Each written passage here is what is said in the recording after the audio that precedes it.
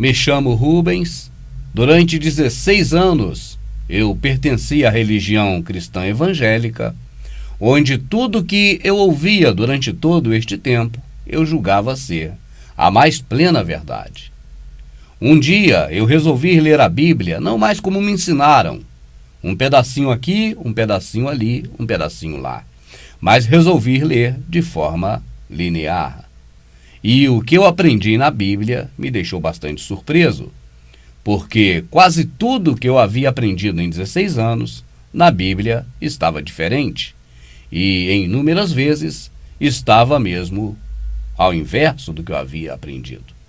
Assim, resolvi contar para todo mundo, e especialmente para você, tudo o que eu descobri lendo a Bíblia de forma linear.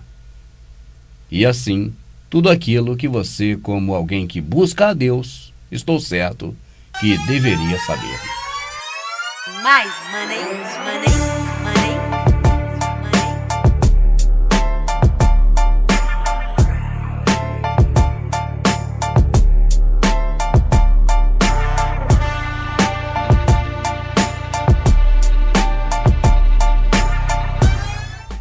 O primeiro volume da série Você Deveria Saber é sucesso total, né, amada? As pessoas gostaram. Sim. E eu creio que a cada dia certamente terão novas informações importantíssimas, né? Dentro deste tema, o que você deveria saber. Essa pessoa que deveria saber é quem? Eu creio, amada, que é o povo do Criador. Entende? O povo que busca o nosso Criador, Sim. né? Aquela pessoa que diz assim, olha, eu preciso me consertar com Deus. Certo. Eu tenho que fazer uma nova aliança na minha vida com o Todo-Poderoso. E essa pessoa agora vai buscar o Criador onde? Na religião evangélica.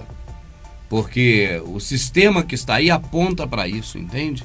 Aponta para que as pessoas procurem Deus em uma igreja ou em um templo religioso.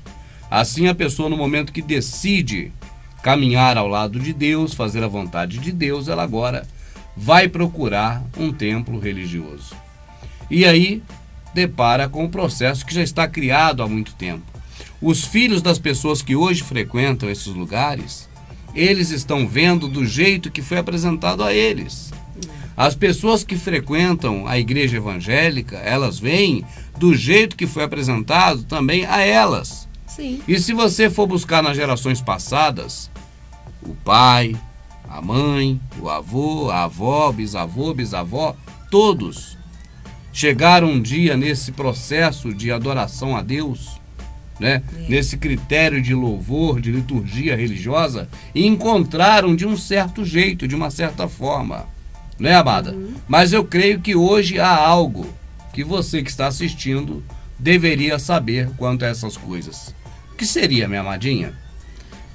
Sim, eu acho que os evangélicos, né, deveriam saber que o culto que se pratica hoje nas denominações não tem semelhança nenhuma com o que era praticado no Templo de Salomão. Por exemplo, né? Por exemplo. Veja bem, o que ocorre, amada, é que a pessoa, quando ela começa a caminhar, vamos dizer assim, no interesse, caminhar no interesse é o pensamento dela, que ela fala, eu vou a partir de agora buscar a Deus. Certo. Então, quando ela é apresentada ao templo, à denominação, à religião, na verdade, ela se apresenta lá. Sim. Né? O pastor gosta até de dizer, temos agora entre nós um novo membro, que a partir de agora faz parte da igreja. Sim. Mas não é apresentado para esse membro a visão da igreja quanto às questões espirituais. Ou das questões envolvendo, vamos dizer, a própria religião. Sim. E essa pessoa agora vai ficar dentro do processo 1 ano, 2 anos, 3 anos, 5 anos, 15 anos, 50 anos. E jamais ele vai ter uma informação totalitária, eu já não digo completa, mas ampla, numa visão mais ampla do que é aquele processo. Essa que você levantou aí é interessantíssima, essa visão. Porque as pessoas, elas vão fazendo tanto aquela prática, que elas vão se convencendo de que aquilo ali é o que o Criador pediu. Verdade. Né? É verdade. Se convencendo de que as pessoas sempre fizeram desse jeito. E essa mesma pessoa que hoje está entrando, né, ou que já está lá há alguns anos, ela não percebe que isso vem mudando a cada dia. Aquelas iluminações, por exemplo, de boate, de rave, que não existiam nos templos religiosos, hoje já existem. Então as crianças que forem para ali hoje, no futuro, quando já forem pais e mães, né, vão também achar que aquilo ali é uma coisa que um dia Deus pediu para fazer. É verdade. Entende? Sim. Mas você que hoje está frequentando e que observa ao seu longo tempo de vida, seja 15 anos, 20 anos, 50 anos de idade, você já observa que tem transformações e modificações na liturgia, né, no culto, em como se praticam essas coisas. Você vê que vai havendo uma transformação que alguns preferem chamar de modernização. Aí eu quero que agora pare para refletir e se pergunte a si próprio o seguinte: esse processo de modificação ou de transformação, ou se quiser até chamar de modernização, ele começou agora, quando eu já estava aqui presente vendo? Ou será que meus pais, quando entraram, já havia algo modificado? Ou será que meus avós, quando participaram, também já pegaram algo modificado? Outra pergunta que eu creio que vocês devem fazer: essas modificações que vêm ocorrendo é a pedido do Criador? Assim como ele disse a Abraão, isso é muito repetido, saia do meio da sua parentela, vá para um lugar que eu ia te mostrar. Será que também ele vem dizendo a cada dia sobre essas mudanças? Tipo assim, a partir de agora, coloque coral na igreja, porque nós já nascemos sabendo que tem coral na igreja. Verdade. Mas naquele templo de Salomão tinha coral? Não. Porque as pessoas hoje, amada, acham que estão numa sequência do que havia naquele tempo. O pastor chega e fala assim: Jesus ensinava no templo. As pessoas imaginam que era exatamente o que é hoje. Mas você deveria saber que Jesus nunca foi dono daquele templo.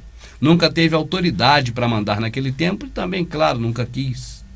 Mas você deve saber que as coisas naquele templo eram muito diferentes das que são hoje. Mesmo quando Jesus, né, o Salvador, ia ensinar naquele templo, as práticas que os sacerdotes faziam lá, né, para Deus, não tinha nada a ver com as que fazem hoje. Exatamente. Para Deus também. Você não queira agora imaginar que nós estamos dizendo que aquelas práticas eram as corretas e que as de hoje são erradas. Não queira entender dessa forma. Porque se você está entendendo dessa forma, eu ainda digo que você está muito equivocado. Nós só estamos dizendo que a realidade é que o religioso evangélico hoje, ele acha, na imaginação dele, porque ele é levado a crer dessa forma nas entrelinhas, isso repetidamente, então ele compreende equivocadamente de que o que ele faz hoje é uma sequência do que o que era feito. Mas nós estamos aqui para dizer que você deveria saber que realmente o que se pratica hoje nesses lugares, nas igrejas evangélicas, não é o que se praticava, por exemplo, no templo de Salomão, no tempo de Salomão, o rei. E também não era o que se praticava no templo de Herodes, na época de Jesus. Né? Nós estamos falando o termo Jesus para que alcance melhor, né, amada? As pessoas exatamente. Que estão dentro da religião evangélica. É para os evangélicos. Porque você vai ver que nem mesmo esse nome é antigo. Não houveram várias coisas que vão se modernizando? Esse nome também é moderno, porque já foi Jesus, já foi Jesus, já foi Jesus, já foi Jesus. Né, amada? É verdade. E outros tantos nomes, talvez alguns que nós nem sabemos. Ou seja, o nome verdadeiro do Salvador nunca foi este que ensinaram para nós. Mas este é um assunto para que você deveria saber muito mais à frente. É verdade. Nós só citamos isso aqui agora porque ficam os filhos do diabo tentando atrapalhar, dizendo que nós voltamos a falar Jesus e antes tinha parado. A gente fala o que a gente quiser, a boca é nossa, amada. Eu tinha lido. E nós estamos falando para um público que... Né? Eu tinha lido os comentários, já vi esses comentários, né? E com o nome do vídeo da série, assim podemos chamá-la, o que você deveria saber. Então é direcionada para as pessoas deveriam saber. Para as pessoas não é para quem sabe. Público, tá certo? Exatamente. O nome desse trabalho é O que você deveria saber. Se você já sabe, já não deveria saber o que sabe. Então é para um público que deveria saber e está hoje sendo, vamos dizer assim, maltratado pela religião evangélica justamente por desconhecer. O meu povo será destruído por falta de conhecimento. Porque tu, sacerdote, né, está no DVD passado, no vídeo passado, quem não assistiu, pode assistir. Mas o que eu estava dizendo, amado, e creio que nós devemos retomar essa análise, é que é muito comum você chegar em um local e ver aquelas coisas acontecendo e sem ninguém te falar nada, mas você achar que aquilo é algo que se pratica daquela forma porque tem um fundamento muito sólido. E no caso da religião evangélica, acredita-se que esse fundamento é talvez um pedido do Criador que pediu para fazer assim. Verdade. Entende, amada? Sim. Não, o Criador nos pediu realmente para fazer alguma coisa, mas não tem nada a ver com essas práticas. O que ele nos pediu é misericórdia, amor ao próximo quero, e não qualquer tipo de sacrifício, nem mesmo de andar da sua casa até alguns lugares. Mas nós vamos chegar lá. O que você deveria saber hoje, e vai ficar sabendo, é que o que você associa a um culto evangélico não tem nada, nem a ver com as práticas daquele templo antigo lá de Israel, e muito menos com o que o Criador nos pediu ou o que Ele quer de nós. Mas se não se parece, amada, essa prática de culto com as práticas daquele templo antigo de Salomão, eu pergunto, com que essas práticas se parecem? Porque elas devem ter um momento no tempo em que elas começaram a ser praticadas. E esse momento no tempo, o que se praticava era advindo de quê? Entende? Entendi. Para chegar ao ponto que vem chegando. E partir do ponto que começou para chegar onde está.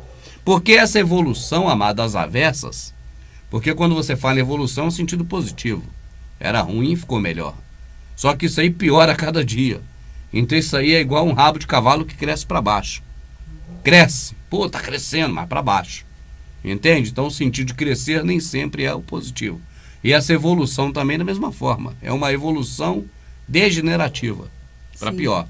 Então, só para recapitular, é comum você levar uma criança hoje em uma igreja evangélica e ele associar tudo aquilo que vê ali a uma prática que o nosso Criador pediu, uma prática que ele se agrada, uma prática que nós, como seres humanos criados por ele, devemos fazer em função dele.